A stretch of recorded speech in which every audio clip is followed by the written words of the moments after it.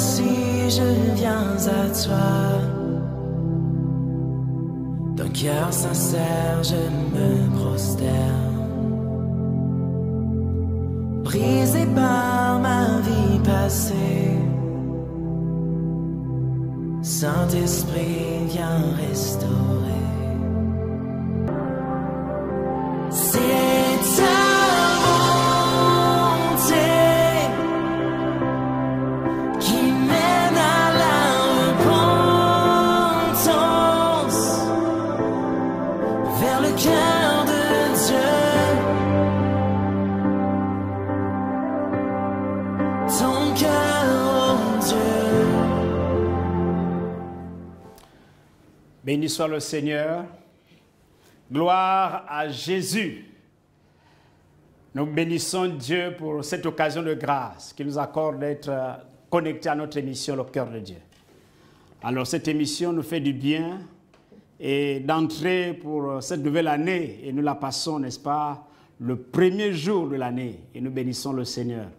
Voilà pourquoi nous voulons prier un instant afin de commencer notre émission. Nous te bénissons Père, pour tout ton amour, pour ta fidélité et ta grâce. Toi qui nous as gardés, toi qui nous as protégés, toi qui as pris soin de nous, toi qui nous as gardés dans ta fidélité, reçois grâce sur grâce. Merci pour ces hommes et ces femmes qui ont été fidèles à cette émission, Le Cœur de Dieu. Je bénis chacun par son nom, que toutes les grâces liées, Seigneur, à la connexion de chacun leur soit accordée dans le nom de Jésus. Je prie que la puissance du Saint-Esprit, Seigneur, se souvienne de chacun, remplisse chacun, afin qu'il soit efficace dans l'œuvre du ministère que tu as appelé, Seigneur, à chacun pour impacter ton royaume sur la terre. Père, je bénis ton nom encore pour ces moments de grâce. Je prie que ta fidélité encore puisse être manifeste afin de nous conduire tout au long de cette émission. Seigneur, nous te rendons la gloire dans le nom de Jésus. Amen. Alors nous bénissons Dieu, bien-aimés frères, pour cette opportunité de voir cette nouvelle année 2021. C'est une grâce. Alors recevez mes vœux les meilleurs, mes vœux sincères, mes vœux de grâce, mes vœux de bonheur, mes vœux, n'est-ce pas, de réussite, mes vœux de prospérité, mes vœux de mariage, mes vœux de travail, mes vœux, n'est-ce pas, de gloire, en tous les niveaux que ce soit. Recevez grâce sur grâce, parce que cette année 2021, n'est-ce pas, c'est une année nouvelle qui s'ajoute à 2000. Donc nous voulons croire que ce soit une année de réalisation des défis. Dites Amen depuis chez vous.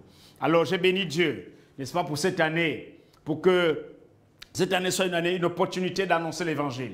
Ça soit une année, une opportunité pour nous de faire ce qu'on n'a pas pu faire en 2020. Vous savez, il y a des défis et nous sommes appelés à porter, n'est-ce pas, le flambeau du royaume sur la terre. Ça soit une année, mon désir, mon vœu pour chacun d'entre nous, pour les enfants de Dieu, c'est que ça soit une année de proclamation de l'évangile de Jésus-Christ sur la terre. Parce que le Seigneur revient bientôt. Dites Amen. Le Seigneur revient bientôt, a besoin de trouver des hommes et des femmes d'impact, des hommes et des femmes animés d'un zèle, n'est-ce pas, d'amour pour les âmes. Voilà pourquoi, dès aujourd'hui, nous allons commencer un thème. Nous allons nous introduire sur un thème qui va nous façonner, n'est-ce pas, tout ce mois, pendant 1 à 2 mois sur l'évangélisation. Nous allons parler de l'évangélisation. C'est un défi majeur pour toi, pour moi. C'est un défi majeur pour l'Église, parce que l'Église a besoin de croître. Le royaume de Dieu a besoin d'être peuplé à cause de toi et moi. Dis Amen. C'est notre raison d'être. Alléluia. Les amis, le monde est en train de rentrer dans de nouveaux paradigmes et nous avons besoin de nous contextualiser notre évangile. Nous devons aussi rentrer dans cet évangile. La raison pour laquelle nous allons parler de l'évangile, n'est-ce pas, qui est un défi majeur pour la croissance, n'est-ce pas, de l'Église. Alléluia. Donc, l'évangélisation est très importante. C'est une tâche importante pour l'Église. Alléluia. Non seulement pour les serviteurs de Dieu, mais aussi pour chaque croyant. Pour chaque croyant. Chaque chrétien a son rôle à jouer dans la propagation de l'Évangile. Alors, si les normes, les règles et les principes sont bien observés, l'évangélisation permet l'implantation de nouvelles églises. Alléluia. L'évangélisation nous permet d'implanter de nouvelles églises et leur croissance quantitative et qualitative. Quand vous évangélisez, vous croissez en nombre, mais aussi vous croissez en maturité. Alléluia. Vous croissez en nombre et vous croissez en maturité. Qui croit en maturité? C'est vous qui évangélisez, vous croissez en maturité. Et aussi, c'est lui qui est évangélisé, qui croit en maturité parce qu'il va devenir disciple de Jésus-Christ, disciple authentique de Jésus-Christ. Est-ce que quelqu'un m'entend? Alléluia. Et Jésus a dit dans l'évangile de Matthieu, le chapitre 4, le verset 19, « Suivez-moi et je vous ferai pécheurs d'hommes. » Amen. Suivez-moi et je vous ferai pécheurs d'hommes. C'est pour dire que tous ceux qui veulent suivre Jésus, alléluia, tous ceux qui veulent suivre Jésus, Jésus fait d'eux des pécheurs d'hommes. Jésus voulait que ces pécheurs expérimentés, n'est-ce pas, se servent de leur vie pour construire, n'est-ce pas, son royaume.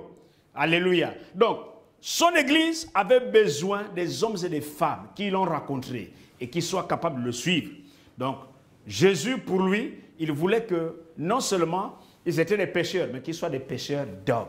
Des gens qui pêchent, qui prêchent maintenant l'évangile. La manière, les techniques qu'ils utilisaient pour pêcher le poisson, mais qu'ils utilisent, n'est-ce pas, une technique maintenant pour les hommes. Alléluia. Qu'ils développent les moyens pour, n'est-ce pas, prêcher les hommes.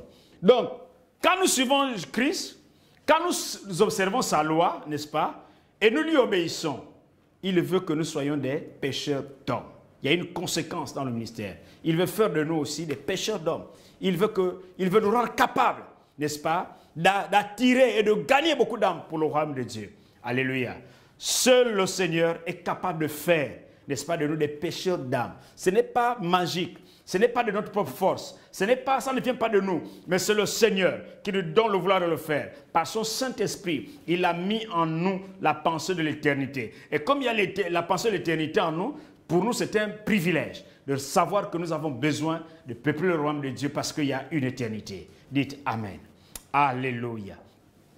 Donc, il y a plusieurs manières de pêcher. Vous savez, au village, il y a plusieurs manières de pêcher, n'est-ce pas, le poisson. Il y a la pêche artisanale. On utilise quoi? Les hameçons, on utilise quoi? Les appâts pour attraper les poissons.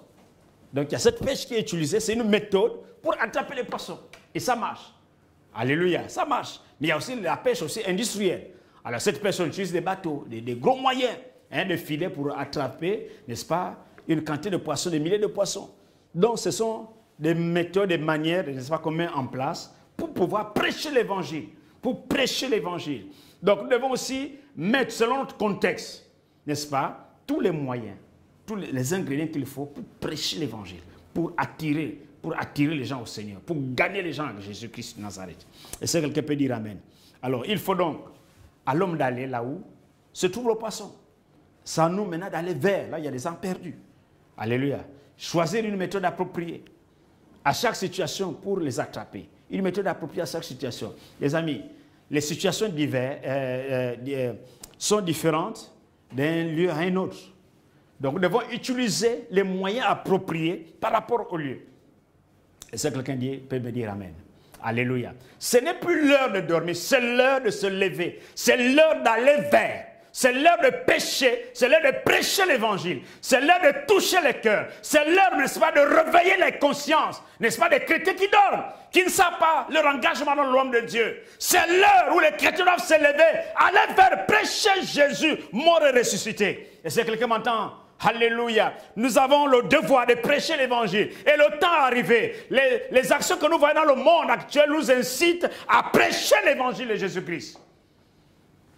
Je me suis dit que vous devez dire Amen. Alléluia. Alléluia. Alléluia. Donc, il y a des multiples de méthodes pour amener les hommes, pour amener les femmes, pour amener les vieux, les jeunes enfants à Christ. Alléluia.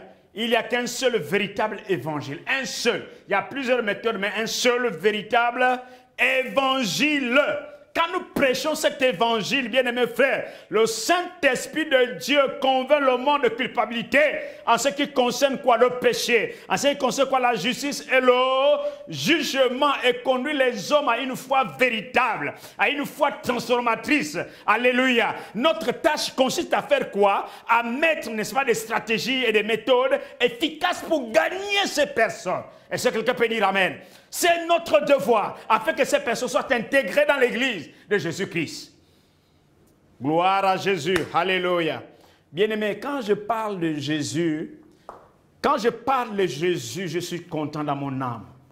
Quand je prêche l'évangile pour amener les gens à connaître ce Jésus, je suis, n'est-ce pas, content dans mon âme. Mon âme en paix.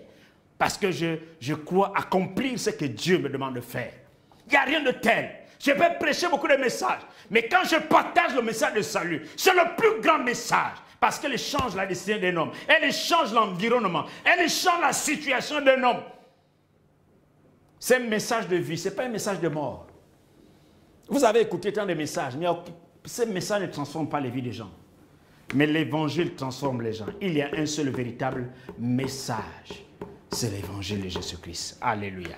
Donc, cet enseignement, dans le cadre de notre émission Le Cœur de Dieu, va nous prendre du temps parce que nous voulons réveiller les conscients. Nous voulons rentrer cette année avec le message de l'évangélisation pour que les leaders mobilisent les églises, pour que les leaders poussent les chrétiens à évangéliser, à arracher les âmes de la main de Satan pour les amener à Dieu, pour les introduire dans le royaume de Dieu. À la fin de chaque journée, vous devez être capable de dire à Dieu, je fais rentrer tant de personnes dans ton royaume.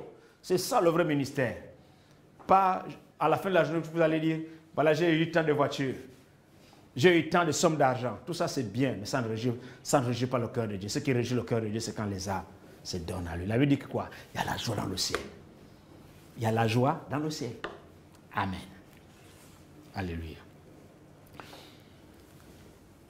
Donc, cet enseignement a pour objectif de nous introduire dans la nature de Dieu. À introduire la nature de Dieu, la nécessité, n'est-ce pas, le mobile et la place de l'évangélisation dans le processus de la croissance de l'Église. Il faudrait que l'Église puisse croître en qualité, en quantité, en qualité. C'est important. Il permettait à reconnaître les besoins, n'est-ce pas, le besoin urgent des perdus et la nécessité d'être plus en plus motivé par un amour inconditionnel à évangéliser ceux qui ne connaissent pas le Seigneur. Les amis, toutes les fois que vous êtes motivé à évangéliser, quand vous évangélisez, votre amour pour les âmes peut grandir. Votre amour croît. Parce que quand vous évangélisez, vous voyez les gens se donnant la foi. Votre amour pour Dieu grandit. Votre amour pour les âmes peut grandir. Expérimentez ça et vous allez me donner raison. Alléluia. C'est important. Alléluia. Donc, c'est quoi? Donc, l'autre objectif, c'est que le plan suivant va conduire notre thématique. Donc, la nature de l'évangélisation. Hein, le plan, ça va conduire notre thématique. Donc, nous allons parler de la nature de l'évangélisation. Et là, nous allons voir les définitions et autres. Alléluia. Nous allons voir la nécessité de l'évangélisation. Alléluia. Nous allons voir la motivation de l'évangélisation. Nous allons voir le message de l'évangélisation et la notion, n'est-ce pas, de la conversion. La notion de la conversion et enfin la place de l'évangélisation dans l'église locale. La place de l'évangélisation dans l'église locale. Ça va conduire, ça va nous diriger, ça va nous aider à comprendre. Donc tout au long, la semaine prochaine, nous allons rentrer en plein pied dans cet enseignement important. Et je demande à tous d'être attentifs. Je demande à tous d'être connectés. Je demande à tous de rentrer à une nouvelle année avec des perspectives du royaume de Dieu. Vous savez, prêcher l'évangile. Prêcher l'évangile, c'est répondre aux besoins du royaume de Dieu. Voilà pourquoi je demande aux leaders ecclésiastiques de connecter les fidèles, de réveiller les cœurs, les esprits de fidèles à l'évangélisation. Ton église ne peut pas croître si vous n'évangélisez pas. Il faut que vous mettez les fidèles sur le terrain d'évangélisation. Et vous allez me dire le reste. L'évangélisation est le seul moyen qui fait croître l'église. En quantité et en qualité. Alléluia. Il faut qu'ils deviennent des disciples authentiques de Jésus. Les gens qui ont rencontré Jésus. Les vies transformées. Les amis. Ne laissez pas les gens passer tant d'années dans l'église. Ça a amené une âme au Seigneur. Non. Si vous envoyez vos fidèles, les chrétiens à l'évangélisation, ils vont croître eux-mêmes dans leur foi. Leur amour pour Dieu va augmenter. Et ensuite, ils vont sauver des milliers de personnes pour le royaume de Dieu. Et vous allez voir, l'église va grandir. Et vous allez former. Vous allez faire la formation des disciples. Ces personnes deviendront des reflets authentiques de Jésus-Christ. Ils vont suivre Jésus. Ils vont impacter leur environnement. Ils vont permettre à ce que l'église puisse, n'est-ce pas, puisse s'agrandir. Non seulement en nombre, mais en qualité, aussi en structure. Parce que tant que en même temps les gens viendront, ces personnes vont investir dans les structures et vous allez vous développer, bien aimés frères. Donc ne fonctionnez pas comme une secte.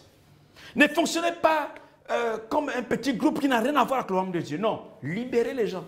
Je voudrais qu'on rentre cette année avec cette notion de l'évangélisation et la formation des livres. Nous allons implanter les églises. Alléluia. Commencez avec les églises de 3 personnes, 4 personnes. La Bible ne dit-elle pas que là où il y a 2, 3 sont assemblés sur au milieu de l'église a commencé, bien aimés frères. 2, 3 personnes. L'église a commencé. Mettez un mouvement de croissance. Alléluia. Alléluia.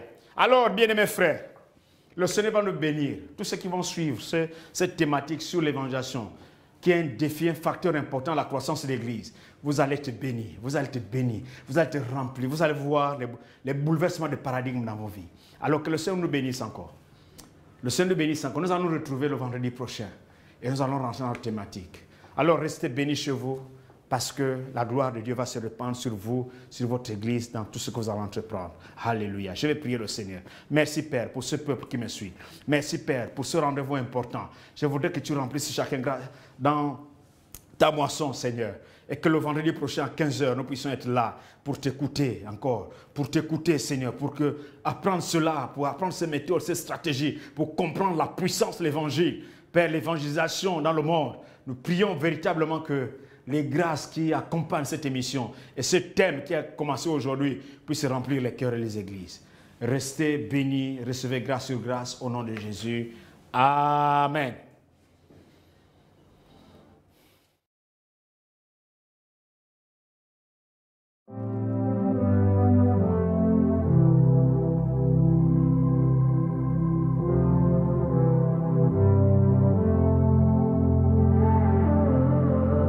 Voici, je viens à toi.